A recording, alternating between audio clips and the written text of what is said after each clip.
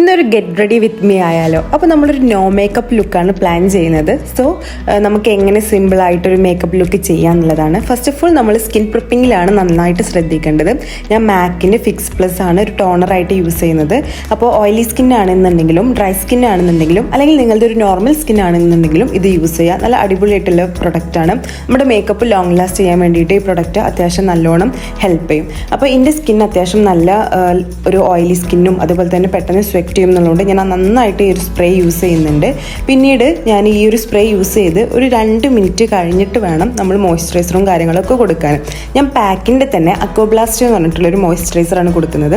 Oily സ്കിന്നുകൾക്ക് ഇത് ഭയങ്കര സ്യൂട്ടായിട്ടുള്ളൊരു മോയ്സ്ചറൈസറാണ്. ഒരു ജെൽ ബേസ്ഡ് മോയ്സ്ചറൈസറാണ്, ക്രീം ബേസ്ഡ് അല്ല. അതുകൊണ്ട് തന്നെ നമുക്ക് ഓയിലി സ്കിന്നിന് നന്നായിട്ട് ഇത് സ്യൂട്ടാവും. ഒരുപാട് കാലമായിട്ട് ഞാൻ ഈ ഒരു മോയ്സ്ചറൈസറാണ് യൂസ് ചെയ്യുന്നത്. ബ്രൈഡ്സ് ആണെന്നുണ്ടെങ്കിലും ഇത് ഞാൻ യൂസ് ചെയ്യാറുണ്ട്. അപ്പോൾ നമ്മുടെ ഫേസിൽ നന്നായിട്ട് മോയ്സ്ചറൈസ് ചെയ്യണം, നന്നായിട്ട് മസാജ് ചെയ്ത് കൊടുക്കണം.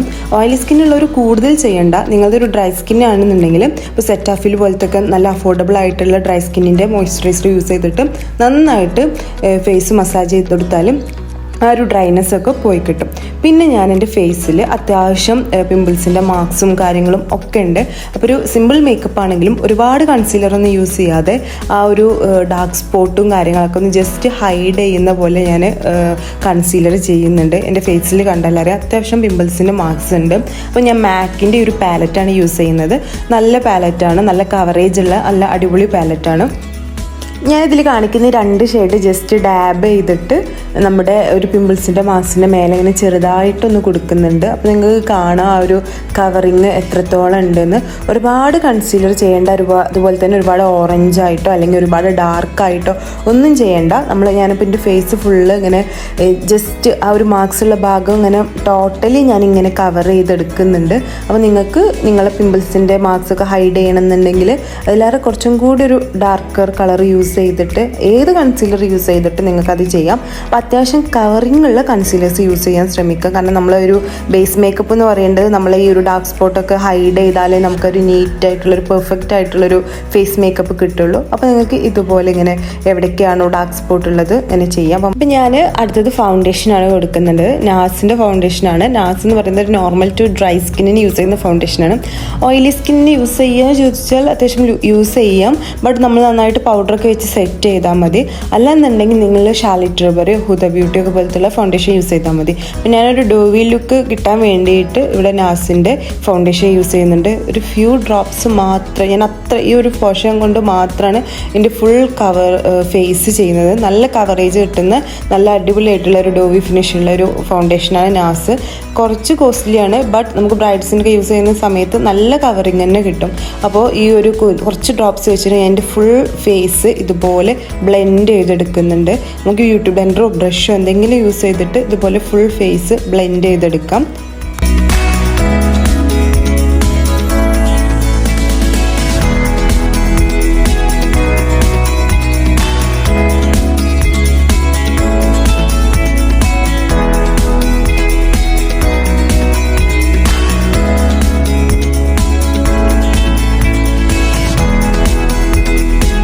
പിന്നീട് നമ്മളൊരു ലൂസ് പൗഡർ വെച്ചിട്ട് ഫേസ് സെറ്റ് ചെയ്തെടുക്കുന്നുണ്ട്. നിങ്ങൾക്ക് കോമ്പാക്ട് പൗഡറോ അല്ലെങ്കിൽ നമ്മൾ നോർമൽ ലൂസ് പൗഡറോ അല്ലെങ്കിൽ എന്ത് പൗഡറും നിങ്ങൾക്ക് യൂസ് ചെയ്യാം. അപ്പോൾ ഫേസ് ഓയിലി സ്കിന്നൊക്കെ ആണെന്നുണ്ടെങ്കിൽ നന്നായിട്ട് സെറ്റ് ചെയ്തെടുക്കുക. ഡ്രൈ സ്കിൻ ആണെന്നുണ്ടെങ്കിൽ കൂടുതൽ പൗഡർ യൂസ് ചെയ്യാതിരിക്കുകയാണ് ബെറ്റർ.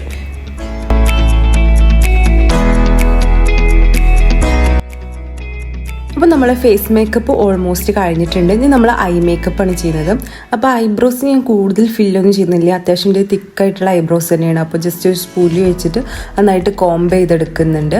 അപ്പോൾ ഐബ്രോസ് കഴിഞ്ഞാൽ പിന്നെ നമ്മൾ ഐ മേക്കപ്പാണ്. അപ്പോൾ നമ്മൾ ഐസിൽ കൺസീലറൊന്നും ഇവിടെ അപ്ലൈ ചെയ്തിട്ടില്ല. ഫൗണ്ടേഷൻ ഇട്ട സമയത്ത് ഫുൾ ഫേസ് ഒന്ന് ബ്ലെൻഡ് ചെയ്ത് കൊണ്ടുവന്നുകൊണ്ട് തന്നെ ഇനി ഐസിൽ നമ്മൾ ചെറുതായിട്ടൊരു ഐ ഷാഡോ മാത്രം സ്മഡ്ജ് ചെയ്ത് കൊടുക്കുകയാണ് ചെയ്യുന്നത്.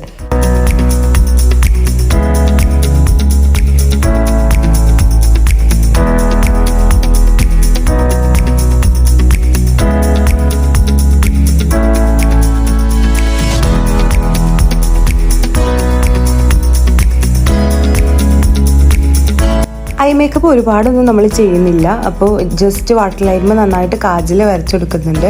ഇൻഗ്ലോട്ടിൻ്റെ ബ്ലാക്ക് കാജലാണ് നമ്മൾ യൂസ് ചെയ്യുന്നത്. നന്നായിട്ട് ഞാൻ കാജൽ എഴുതുന്നുണ്ട്. മേലെ ഐലൈനർ ഒന്നും കൊടുക്കുന്നില്ല.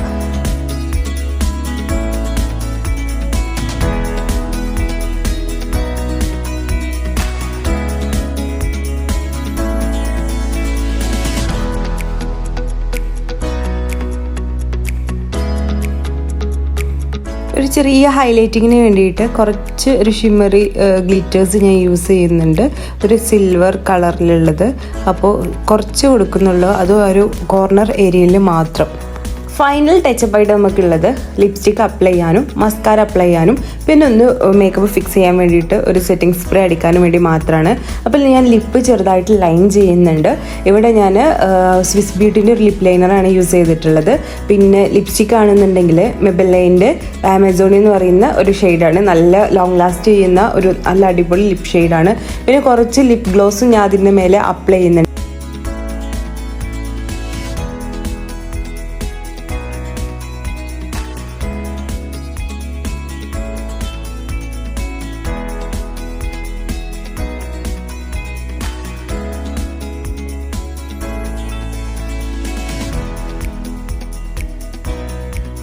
ഞാൻ ബ്ലഷായിട്ട് യൂസ് ചെയ്യുന്നത് ഫോറെവറിൻ്റെ ഈ ഒരു ലിപ്സ്റ്റിക്കാണ്.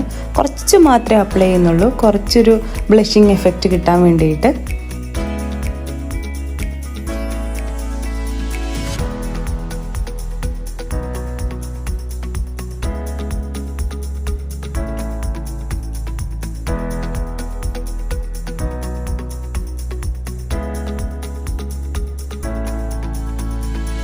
അത് ലാസ്റ്റ് നമ്മൾ അനസ്തേഷ്യൻ്റെ ഡോവി സെറ്റ് പറഞ്ഞിട്ടുള്ളൊരു മേക്കപ്പ് ഫിക്സർ യൂസ് ചെയ്തിട്ട് ഫേസ് ഫുള്ളൊന്ന് സെറ്റ് ചെയ്തെടുക്കുന്നുണ്ട്. ഒരു ഡോവി ലുക്ക് കിട്ടാൻ വേണ്ടിയിട്ടാണ് ഈ ഒരു സെറ്റിംഗ് സ്പ്രേ നമ്മൾ യൂസ് ചെയ്യുന്നത്.